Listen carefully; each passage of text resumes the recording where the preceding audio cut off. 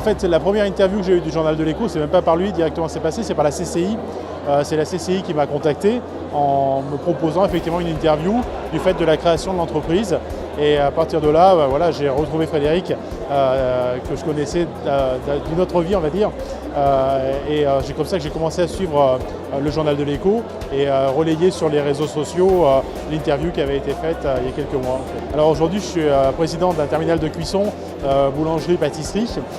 C'est-à-dire qu'on travaille sur Pont du Château avec une petite équipe que j'ai créée, où on va proposer donc à notre clientèle tous les produits qu'on trouve en panification, le pain, la baguette traditionnelle française, toutes les déclinaisons qu'on peut en avoir, toute la partie pâtisserie également traditionnelle et également une partie restauration rapide, tout ce qui va toucher au sandwich, pâtes fraîches, puisqu'on est dans une zone où il y a beaucoup d'artisans qui travaillent, qui viennent manger sur le pouce le midi.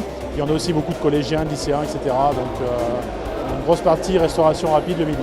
Ça m'a apporté le fait de m'apercevoir qu'on pouvait s'intéresser à des petites entreprises comme la mienne. Et je crois que c'est important. J'ai des clients qui sont venus me voir en me disant on a vu que vous étiez passé sur le Journal de l'Écho.